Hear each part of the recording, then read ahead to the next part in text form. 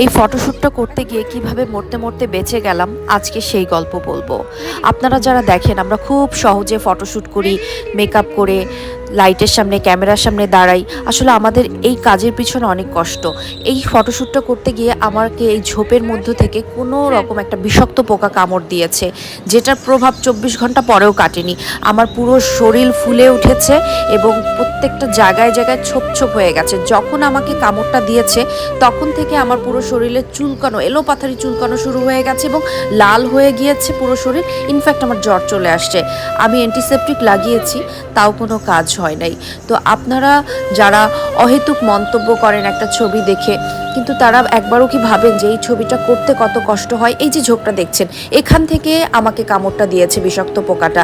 এখানে সাপও থাকতে পারতো, কত রকমের বিষাক্ত সাপ থাকে। তো আমরা এত কষ্ট করে ফটোশ্যুট করতে যাই, আর আপনারা সেই ছবিতে যখন মন্তব্য করেন তখন অনেক কষ্ট হয় যে এই কষ্টটার পিছনে আপনারা যে পিছনটা সেটা আপনারা দেখেন না, যে একটা মানুষের কত শ্রম এখানে। আমরা কাজের দায়বদ্ধতার জায়গা থেকে কিন্তু এই ধরনের কাজগুলো করি, ফটোশ্যুট করি, ছবি তুলতে আউটডোরে যাই, ছোট বাচ্চা নিয়ে আউটডোরে যাই। ইনফ্যাক্ট আমাকে কামড় দিয়েছে, কামড়টা তো আমার বেবিটাকেও দিতে পারতো, আমার সাথে আমার বেবিটাকেও নিয়ে গিয়েছিলাম। সো অনেক কষ্ট এই রোদের মধ্যে 2-3টা জামা চেঞ্জ করে ফটোশ্যুট করাটা। ইনফ্যাক্ট শুধু আমার কেন কষ্ট হচ্ছে, আমার সাথে পুরো আমার টিম যারা যাচ্ছে, যারা আমার ছবি তুলে দিচ্ছে, তাদেরও কিন্তু অনেক কষ্ট হচ্ছে।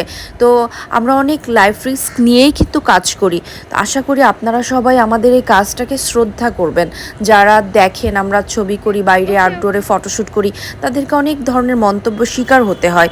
তো এই যে যখন ফটোশ্যুটটা করেছি তখন থেকেই কিন্তু আমার যে শারীরিকভাবে অসুস্থতা শুরু হয়েছে, আমি দাঁড়াতে পারছিলাম না।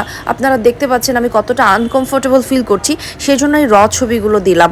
তো আমি খুব দ্রুত বাসায় চলে এসেছি। ইনফ্যাক্ট আমি এখনও অসুস্থ। যেহেতু আমরা ফটোশ্যুটটা পাবলিক প্লেসে করি, ওখানে কিন্তু আরও অনেক অবাঞ্ছিত ঘটনা ঘটে।